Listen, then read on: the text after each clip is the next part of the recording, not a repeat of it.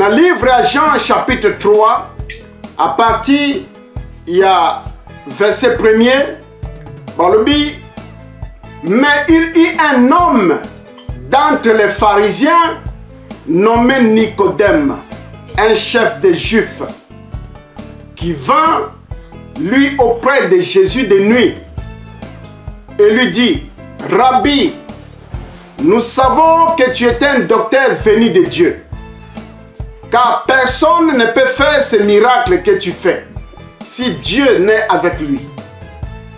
Jésus lui répondit: en vérité, je te le dis, si un homme n'est né de nouveau, il ne peut voir le royaume de Dieu. Tu continues toujours kotanga na kati ya verset oyo. À chaque fois tu kobana ko expliquer yango, tu bana toujours ko continuer na ko tanga yango. Na ebike oyoka déjà makambo babengi ko botama ya sika. Oyoka yango déjà.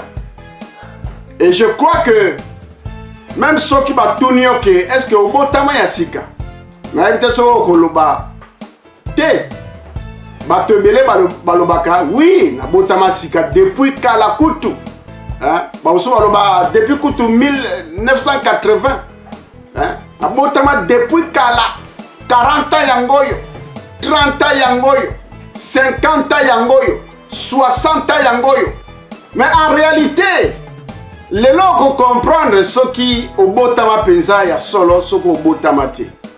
Alors tango yokaka ou bien tango lobaka que na botama ya sika, attitude na yo ezalaka ndenge nini tango lobaka yango que je suis né de nouveau.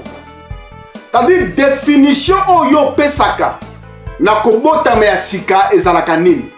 Parce que bandeko nyonso ndenge bozolanda ngai awa, même ba o bazolanda ngai à partir ya YouTube, et je crois que ceux qui batuni question wana oloba toujours que oui na botama déjà sika. Na yamba Yesu déjà lokola mokoni pe mobikisi na ngai depuis kala je suis chrétien. Mais na kati na message oyo ndeko na ngai to comprendre la réelle signification ya kobotama ya sika. Parce que en tant que mwana ya nzambe na kati ya famille et école de disciples, il faut que y ait ma position na yo. Parce que ce qu'on y a mis que oza na position mabe okoluka c'est-à-dire okoluka okota na position malamu. Et ce qu'on y a mis que oza na position malamu okoyeba ndenge nini ya ko se protéger pour okota ozonga na position mabete. Et longo nini openza Bible ezobenga kobotama ya sika, nouvelle naissance. Oyokaka yango olobake obotama ya sika. Mais signification nango eza penza nini? Na kati ya livre à Jean chapitre 12 verset 20. Bible lobi quelques Grecs du nombre de ceux qui étaient montés pour adorer pendant la fête s'adressaient à Philippe de Bethsaïda en Galilée et lui dirent avec instance: Seigneur, nous voudrions voir Jésus. Philippe alla le dire à André. Puis André et Philippe le dirent à Jésus. Jésus leur répondit: l'heure est venue où le Fils de l'homme doit être glorifié.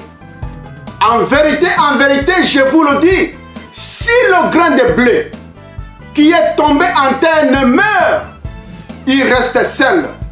Mais s'il meurt, il porte beaucoup de fruits. Les autres ont comprendre et l'autre babengi kobotama ya sika. C'est-à-dire, awa bazo pesta métaphore ya graine. Soit graine ya nguba ou bien masango. Balobi ke soki oza na graine ya masango. Ya masango ngane nazo bakisa pour comprendre bien. Mais balobi ka graine. Soki oza na ngo par exemple ya masango. Soko bombi yango kaka. Oti yango na tiroir na yo. Et kotikalaka jamais ko produire. Et kotikalaka jamais ko lakisa. C'est-à-dire oyo eza na kati na yango. Parce que tango ezali graine, ozotala ebo ezaka eloko moko ya muke eza na sens moko te. Mais graine wana na kati ya graine wana ba potentialité eza na kati, puissance ya production ya créativité eza na kati ya graine wana. Amen. Mais ekoyeba na kaka soki ekundami ekufi. Amen. Amen. Tadi bazo utiliser langage ya kokunda pour comprendre que na kati na message na biso tozoloba ke il faut mwana ya Nzambe azala prêt ya kokufa avant que abengama mwana ya Nzambe ya solo, avant que akota na kati ya mystère ya kibonzambe okokotela yango te sans que okufa. Yango ni bazoloba ke il faut kokunda yango. Tadi toyebi ke soki okundi yango okomona lisusu physiquement te. Tango akufi après avoir kokufa nde sikoyo après liwa na ye quelques jours omoni abandi kobima. Eloko oyo ebotamaki na kati ebandi kobima, bafleur nango ebandi kobima, bacouleur ya vert ya kitoko ebandi kobima, ebandi opusana. Etango ebandi kopusana après kopusana wana abandi kobimisa bafruit oyo ezalaki na kati na yango. Obandi komona mamasango ezaka mbuma ya muke ya moke, mais nzete ebimi na kati ya mbuma wana, bamakasa ebimi na kati ya mbuma wana, bacouleur ya kitoko ya vert ebimi na kati ya mbuma wana. E masango pe oyo moto akokolia epesi vie, epesi santé malamu, epesi makasi ebimi kaka na kati ya mbuma wana. Mais po mbuma wana ebima elakisa oyo ezaki na kati na yango ifale nani ya kufa. Donc métaphore oyo bazo utiliser yango na Bible pona kolakisa que moto oyo babengi chrétien il faut akufa. Parce que soki okufi te potentialité puissance ya kibonzambe oyo evandi na kati na bomoi na yo ekomonisa matende kona ngai. Yango nazo comprendre que bana ya Nzambe bande kona ngai bozola nga na tango oyo obengami mwana ya Nzambe mais ozo refléter yango te, ozo refléter yango te na vie na yo, na attitude na yo, na comportement na yo, na mentalité na yo, na savoir oyo zanango, na vie oyo vivaka, façon oyo kanisaka, ndenge oyo priaka, ndenge monaka monene ya Nzambe, ça ne reflète pas, ils ont reflété que moto oyo azana kati ya mystère ya kibonzambe. Ça ne reflète pas. Même langage oyo bazo kuta epa bato oyo babengi bango ba chrétien te yango na monoko na yo mikolo nyoso. Même attitude s'il vous plaît, même attitude o tozo kuta epa bato oyo bazo benga bango bato mokili kaka yango na evandi na kati na yo. Bakanda oyo eza même mal placé oyo eza na kati ya bato mokili yango ne to kuti yango na kati na yo. Lokuta oyo eza na kati ya bato to benga bato mokili yango nde to kuti na kati na yo. Oyo babengi hypocrisie ndeko na ngai. Oyo tolobake il faut izala ya bato ya mokili mais to kuti yango na kati na yo. Pourquoi? Parce que on s'est retrouvé na kombo ya chrétien na nzoto par accident. Donc accident lingolo bake c'est parce que botami na mboka oyo ya ba chrétien ou bien botami na famille moko chrétienne ou bien ozaki na ba camarades chrétiens ou bien ozaki na kati ya quartier oyo ba église za tellement ebele yango na nde okomi chrétien. Mais en réalité ozali chrétien pona Nzambe te bandeko na ngai. Yo ozali chrétien pona mokili. Parce que chrétien ya Nzambe il faut akufa. Parce que chrétien Nzambe il faut refléter image ya Nzambe na kati na vie na ye. Et soki okufi te ba potentialité pouvoir ya Nzambe mayele ya kibonzambe oyo evandi na kati na yo moye emonisama ekotika la kozala te ndeko na ngai. La te soki ozali chrétien par accident, chrétien ya mayuya, chrétien ya cop, okomi chrétien na cop mais tala nzela ya solo yango nde nazo présenter yo et je t'assure message oyo ewuti epai ya Nzambe mpo na bomoi na yo mpo na bomoi na ngai soki yo ozokufelaka kombo ya kichrétien sans koyeba ke eza na baprocessus oyo il faut yo olanda sans koyeba ke eza na badiscipline oyo il faut yo appliquer na kati na bomoi na yo alors okozalaka chrétien oyo ekolela toute ta vie au moins la résultat te au moins la solution mon côté parce que kokanisa te que kolela ya bato ebangisaka Nzambe non kolela ya bato ebangisaka Nzambe te eflataka mpe Nzambe te kokanisa te que soki ozo prier ozo lela Nzambe vraiment pasi na ngai eleki ozo bimsama ya miso ezo flatter Nzambe te yango wana omonike message oyo soko kutani na yango ezali tout simplement parce que eloko oyo eko transformer vie na yo ezali tango comprendre ba processus ya kokoma mwana Nzambe ya solo ba principe nango oyo ezosenga que vie na yo ezala transformer parce que tango Bible ezoloba balobi Nicodème aye epai ya Yesu réaction donc direct malgré ma explication nyonso tu oyo Nicodème azopesa ndeke makambo oyo ozosala soko ozali mwana ya Nzambe te okokosala yango te mais réaction direct ezali ke en vérité nazoyebisa yo soki obotami ya sika te ezali possible te ke okota bokonzi ya Nzambe bandeko na ngai nayebi ke makambo ya Nzambe okotela yango depuis kala oyoka mpe bamessage ya ndenge na ndenge otanga mpe baverse oyo mais soki okutani na message oyo ezali hasard te ezali po ete otala vie na yo otala position oyo oza nango et puis oyeba ndenge nini ya ko se positionner de telle façon que ozala moto oyo akokota na kati ya bokonzi ya Nzambe. Nicodème azalaka païen te. Nicodème aza moto te ko akendaka église te, apriaka te, ajenaka te, atangaka Bible te. Non. Nicodème azalaka ko croire 100% na Nzambe. Nicodème aza moto oyo azaki na vie de prière. Nicodème azalaki un leader. Na kati ya mangomba azokamba mangomba.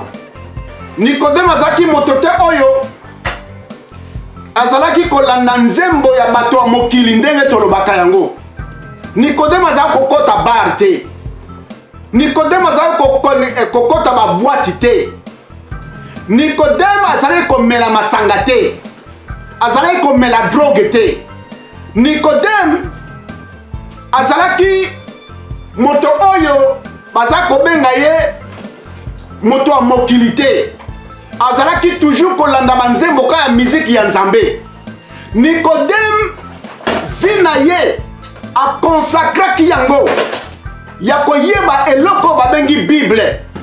Donc Nicodème tango babengi ye un docteur, donc aza moto oyo azaki na maîtrise de Genèse ti Apocalypse, de Apocalypse ti na Genèse. Ayebaki ba verset biblique très bien. Nicodème, puisque azalaki moto oyo azaki na kati ya Bible, donc ayebaki ke il faut kopesa ba dîme. Nicodème azaki kopesa ba dîme na yaza kozanga te. Nicodème ayebaki ke tango zoya na kati ya ndako ya Nzambe okoko ye maboko pamba te, il faut koya na ba offrande. Azalaki koya na ba offrande na ye. Nicodème azalaki un alphabète te. Azalaki moto oyo o atanga classe te. Non, c'était un intellectuel. Azal moto oyo soki na monde lelo donc tokoloba ke avandi sa français à solo. Nicodème azalaki un prédicateur. Azalaki koteya. Azalaki kosala ba conférence, ba séminaire, ba campagne. Azalaki ko organiser yango. Azalaki moto pamba te na kati ya société, na kati ya communauté, ayebanaki. Nani oyo ayebaki ete? Nicodème. Nicodème na ndenge tozoyoka titre na ye chef ya ba juif. Donc ça veut dire que c'était un marié. Nicodème abalaki. Et du fait que ayebaki makambo ya Bible, donc abalaki na kati ya synagogue, na kati ya temple. Ayepena basali mariage na kati ya église. Asalaki mariage na kati ya église. Nicodème azalaka pauvreté. Asalaki na bozwi na ye. Nicodème ne tozoyoka wana un chef. Donc azalaki na poste moko ya bien. Na niveau ya mosala. Nicodème pe azalaki ndenge balobaka ko un lait type ou bien une lait de femme te. Azalaki un bogard. Donc beauté vandaki et pas Nicodème. Mais bandeko na ngai. Malgré nyonso tu wana liboso ya Nzambe, il n'était pas digne ya kozala citoyen ya royaume ya Nzambe. Ne soki Nicodème akufaka na ba qualité nyonso tu wana ototangi alingaki akota bokonzi ya Nzambe te. Na yebi position na yo te ndeko na ngai. Na yebi te tango obengama ke obotami ya sika ke ozali chrétien. Na yebi te soki eza ya modèle ya Nicodème ou bien ezali modèle penza ya kibonzambe ya solo. Parce que Nicodème azalaka païen te. Nicodème aza moto oyo ayebaki Nzambe. Aza kokroire 100% na Nzambe, aza kokroire na Satana te. Aza kokroire te ke na magie te. Aza kokroire na Nzambe. Mais malgré croyance wana, il n'était pas digne liboso ya Nzambe. Ya kozala pembeni na ye.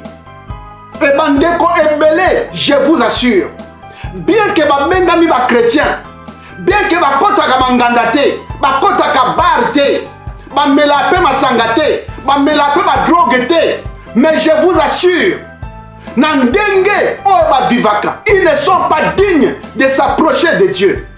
Bazali dignité que bapusa na pembeni ya Nzambe. Yango na tango Nicodème ayaki, aye epa ya Yesu. Yesu mbala moko ayebisi ye. Nazo yebisa yo bosolo. Bien que yo zali docteur, bien qu'on salaka ba séminaire, bien que zo croire na Nzambe, bien que o priaka, bien que o jenaka, mais soki o botami ya sikate, okotikalaka jamais komona bokonzi ya Nzambe. Et soko zola na message oyo, position na yo oyebi yango. Parce que parcours na vie na biso, ne tozo vivre mikolo nyonso. Destination ezalika moko. Et destination wana ezali inévitable. Moto akoko éviter yango azali te. Moto pe akoko bima pomba nango azali te. Et puis pour okota na destination wana ezo dépendre na yo te. Okoko lobate que non destination wana c'est-à-dire écoute ngana mbeto. Oko pesa ngo bisika te. Même na balabala destination na ekoko suka. Même na kati ya train destination na ekoko suka. Même na kati ya bus ekoko suka. Même na kati ya voiture na kati ya avion, na kati ya voyage ekoko suka. Même likolo mesa tango zolia ekoko suka. E nyonso tu wana moto oyo abengami mwana ya Nzambe akoyeba ko se positionner. Akoyeba soki azali chaud ou bien azali froid. Parce que okoki koloba te kozali chaud. Ndenge na pesaki exemple awa tango dobandaki. Maya moto ekoko toka te otie maboko kuna yoki pe malile eza na kati. Ce n'est pas possible. Et ça pe ndenge moko. Maya malile ekoko zala te et puis otie maboko kuna oyoki maya moto. Non, ce n'est pas possible. Donc la Bible il faut différence ezala. Soit ozali chaud, soit ozali froid. Parce que lelo makambo ya Nzambe bato ebele bazo salela yango ka pona miso ya bato. po bamona ke ye aza payen te akroyaka na nzambe. Mais yo ozosala yango mpo na bato. Mais na suka na yo bato bakozala te. Soki ozosala yango mpo na bato, eza na jour oyo kozala face à face liboso ya nzambe. Kaka ndenge oyaki yo moko, eza mpe ndenge okozala yo moko liboso ya nzambe, moto ya kozala te. Donc soki olobi ke okomi chrétien, mais il faut refléter image wana ya ki chrétien solo. Mais tango ozali lelo on dirait chrétien, mais lobi bayebi position na yo te, mais ozosala yango contre nani? Est-ce que ozomona te ke ozokomi nyokwama ya pamba? Parce que nyonso tout oyo ozosala eza semence. Alors semence lokola yo nde ozoseme yango, mais il n'y a que toi qui va le récolter. Kaka yo nde okoko récolter yango, moto mosusu te na place na yo. Eza bilanga na yo nde ozosala. To partager ki déjà awa. Mokili oyo vi na biso mikolo nyonso eza bilanga. Alors to semaka na makanisi, to semaka na ba émotion, to semaka na ba action, to semaka na mentalité, to semaka na maloba oyo so bimana kati na biso, to semaka na ba attitude oyo tozo présenter. C'est ça la semence. Alors lokola yo nde ozo semer na kati ya bilanga na yo.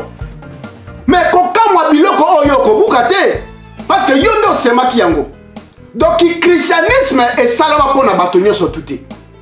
Mais balobi Nicodème aye et pas aye sur na butu. Alors bande ko ebele bako kanisa que eza butu penza butu ya normal. C'est pour vous dire que Bible eza langage oh il faut comprendre yango. Bazo parler sur butu te, que butu lokola butu naturel te. Butu elingelo ba ignorance. Donc lingelo ba ke Nicodème à reconnaître état d'ignorance na ye oyo azanango. Alors moto nyonso tu oyo alingi ke akota na kati ya kibonzambe, malgré mayele oyo azanango, malgré croyance oyo azanango na nzambe, malgré prière oyo asalaka, malgré que ayoka banze mwa mokili akota babari te, mais il faut reconnaître ignorance na ye liboso ya nzambe. Ce qu'on reconnaît que ozali ignorant, yebi le côté. Mais au côté qu'à la place où ozali. Nicodème azaki un chef, azaki un docteur. Mais il a reconnu son ignorance. Liboso ya nzambe. Yango balobi ayaki na butu, koye na butu. Et l'ingelo va reconnaître que ezana makambo ebele o ya vie a yebité. Est-ce que lelo ozo reconnaître que oza un ignorant? Parce que na mokila lelo tozaka na ba grand prêtre, na bato oyo ba yebi nyoso, bato oyo ba koki na nyoso, bato oyo bazo s'en foutre na nyoso. Monde ya ba grand prêtre, monde ya ba pomba, monde ya bato ba koka. Lelo monde a lelo ti. Est-ce que tozana ba petit prêtre lisus na mokili oyo? Boye kateka ba grand prêtre. Mais ce qu'on y a comme déjà grand prêtre. Mokolo nini oyo okoluka Yesu ya solo. Mokolo nini oyo okomita la penza po yeba soki ozali chaud ou bien soki ozali froid. Mokolo nini okotala yango. Parce que tango déjà oza grand prêtre, donc oza déjà na top. Oza déjà na top. Tango zomona ke anga na kroyaka na nzambe na ngai oza na top. Tango na ke anga pe na priaka na vie de prière, na vie de jeûne, Bible pe na tanga kayango, mais oza na top. Ndeko na ngai, malgré ki top na yo, na so ibisa ko ozaka na kati na mulili, ozaka na kati ya kozanga koyeba. Parce que moto oyo abotami ya sikate. Est-ce possible que à kota na monde ya kibonzambe abana komona réalité ya monde où tous vivre nango? Ce n'est pas possible.